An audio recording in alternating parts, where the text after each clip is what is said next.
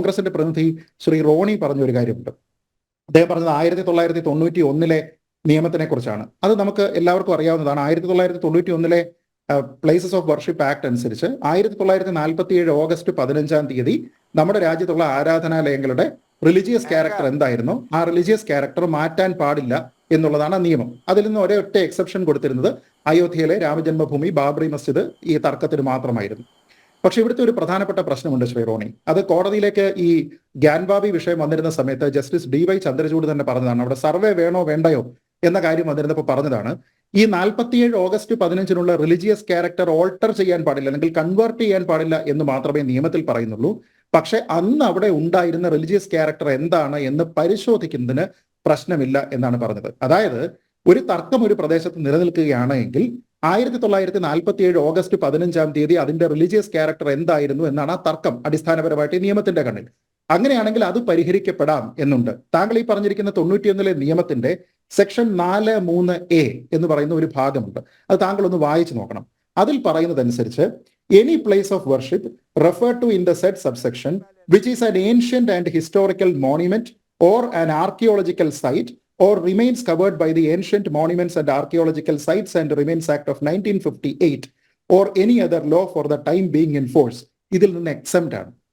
എന്ന് വെച്ച് കഴിഞ്ഞാൽ 1958 ഈ ആർക്കിയോളജിക്കൽ സൈറ്റുകളുമായി ബന്ധപ്പെട്ട ഏൻഷ്യന്റ് മോണ്യുമെന്റുമായി ബന്ധപ്പെട്ട ഒരു നിയമമുണ്ട്.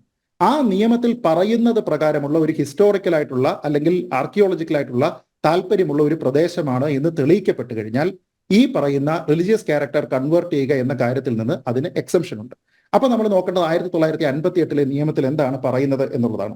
1958 നിയമത്തിൽ വളരെ കൃത്യമായിട്ട് പറയുന്ന കാര്യം ഇങ്ങനെയാണ്. അതിൽ പറയുന്നത് ഏൻഷ്യന്റ് മോണ്യുമെന്റ് എന്ന് വെച്ച് കഴിഞ്ഞാൽ മീൻസ് എനി സ്ട്രക്ചർ.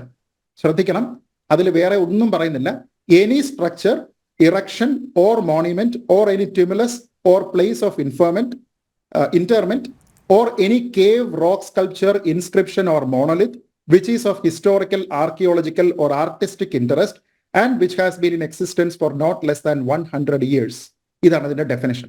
എന്ന് വെച്ച് കഴിഞ്ഞാൽ ആർക്കിയോളജിക്കലായിട്ട് താല്പര്യം ഉണ്ടാകുന്ന ഒരു പ്രദേശത്ത് ആർക്കിയോളജിക്കലോ ഹിസ്റ്റോറിക്കലോ ആർട്ടിസ്റ്റിക്കോ ആയിട്ടുള്ള എനി സ്ട്രക്ചർ അവിടെ ഉണ്ട് എങ്കിലും അത് ഈ നിയമം വരുന്ന അല്ലെങ്കിൽ 1947 ഓഗസ്റ്റ് 15 മുൻപ് 100 വർഷങ്ങൾക്ക് മുൻപെങ്കിലും ഉള്ള സ്ട്രക്ചർ ആണ് എങ്കിൽ അതിനെ ഒരു ഏൻഷ്യന്റ് മോണ്യുമെന്റ് എന്നാണ് കാറ്റഗറൈസ് ചെയ്യുന്നത്. അതേപോലെ തന്നെ ആർക്കിയോളജിക്കൽ സൈറ്റ് ആൻഡ് റിമെയിൻസ് എന്ന് പറയുന്നത് any area which contains or is reasonably believe to contain ruins or relics of historical or archaeological importance which have been in existence for not less than 100 years. ഇതിന് സമാനമായിട്ടുള്ള കാര്യങ്ങളായിട്ടാണ് define ചെയ്തത്. എന്ന് വെച്ച് കഴിഞ്ഞാൽ ഈ കേസുമായി ബന്ധപ്പെട്ട ആൾക്കാർ ആർക്കിയോളജിക്കൽ സർവേക്ക് പോയത് വെറുതെ എന്ന് പോയതല്ല. ആർക്കിയോളജിക്കൽ സർവേക്ക് പോയി കഴിഞ്ഞാൽ അതിൽ നമ്മൾ ഈ പറയുന്നത് പോലെ റഡാറിങ് കുറെ കാര്യങ്ങളുണ്ട്. ഇതെല്ലാം ചെയ്തതിന് ശേഷം അതിന് താഴെ ഒരു സ്ട്രക്ചർ ഉണ്ട് എന്ന് തെളിഞ്ഞു കഴിഞ്ഞാൽ ഈ നിയമത്തിൽ നിന്ന് എക്സംപ്റ്റ് ആണ് എന്ന് ഈ നിയമത്തിൽ തന്നെ എഴുതി വെച്ചിട്ടുണ്ട്. അപ്പൊ ഈ നിയമത്തിന്റെ തത്വം എന്ന് പറയുന്നത് എന്നോ മുസ്ലിം പള്ളികൾ അമ്പലങ്ങൾ മുസ്ലിം പള്ളികളായിട്ട് കൺവേർട്ട് ചെയ്തിരിക്കുന്നതിനെ റീക്ലെയിം ചെയ്യരുത് എന്നല്ല ഈ നിയമത്തിൽ പറയുന്നത്. നമ്മുടെ നാട്ടിൽ ഒരാളിനും ഒരു കാലത്തും ഏതെങ്കിലും ഒരു ആരാധനാലയം കണ്ടാൽ അതിനെ പിടിച്ച് കൺവേർട്ട് ചെയ്യാനായിട്ട് തോന്നാൻ പാടില്ല എന്നാണ്. ഇപ്പൊ ഉദാഹരണത്തിന് ഞാൻ പഴവങ്ങാടി ഗണപതി ക്ഷേത്രത്തിന്റെ മുന്നിൽ കൂടെ പോകുമ്പോൾ എനിക്കങ്ങ് തോന്നുകയാണ്, ഇതിനെ പിടിച്ചെന്ന് പള്ളിയാക്കിയേക്കാം, അത് നടക്കരുത്. വെട്ടുകാട് പള്ളിയുടെ മുന്നിൽ കൂടെ പോകുന്ന സമയത്ത് എനിക്ക് തോന്നുകയാണ്, ഇതിനെ പിടിച്ച് മുസ്ലിം പള്ളിയാക്കിയേക്കാം, അത് നടക്കരുത്. ഇതിനു വേണ്ടിയിട്ടാണ് ഇത് ചെയ്യുന്നത്. അല്ലാതെ അതിന് താഴെ ഒരു ആർക്കിയോളജിക്കൽ സൈറ്റ് ഉണ്ട് എന്ന് തെളിയിച്ചു കഴിഞ്ഞാൽ ഈ നിയമത്തിൽ നിന്ന് എക്സംപ്റ്റ് ആണെന്ന് ഈ നിയമം കൊണ്ടുവന്നിരിക്കുന്ന ആൾക്കാർ തന്നെ പറയുന്നു. ഇല്ലെങ്കിൽ പിന്നെ ഈ കണ്ടീഷൻ എന്തിനാണ് ഇവിടെ വെച്ചിരിക്കുന്നത്? അപ്പൊ ഇപ്പൊ ASI ചെയ്തിരിക്കുന്നതാണ്, അയോധ്യയിൽ ചെയ്തിരിക്കുന്നത് പോലെ ഗ്യാൻബാബിയിലും അവർ ഈ പറയുന്നത് പോലത്തെ സർവേ നടത്തിയിട്ട് അതിന് താഴെ അല്ലെങ്കിൽ അവിടെ ആർക്കിയോളജിക്കലായിട്ട് ഇമ്പോർട്ടന്റ് ആയിട്ടുള്ള ഒരു സ്ഥാനമുണ്ട് എന്ന് കണ്ടു കഴിഞ്ഞാൽ ഈ നിയമത്തിൽ നിന്ന് എക്സംപ്റ്റ് ആണ്. ഇനി താങ്കൾ എന്തിനാണ് ഈ നിയമത്തിനെ പറ്റി പറയുന്നത്? അപ്പൊ വളരെ വ്യക്തമായിട്ട് അതിലത് പറഞ്ഞിരിക്കുകയാണ്. ഇത്ര വ്യക്തമായിട്ടുള്ള ഒരു കാര്യത്തിനെ പറ്റി ഈ രീതിയിലുള്ള കാര്യങ്ങൾ ദയവ് ചെയ്ത് പറയാതിരിക്കുക. നിയമത്തിനെ പറ്റി പറയുമ്പോൾ അതിന്റെ എല്ലാ പ്രൊവിഷൻസും വളരെ കൃത്യമായിട്ട് നോക്കിയതിനു ശേഷം മാത്രം പറയാനായിട്ട് ശ്രമിക്കുക എന്നുള്ളതാണ് എനിക്ക് താങ്കളോട് പറയാനുള്ളത്.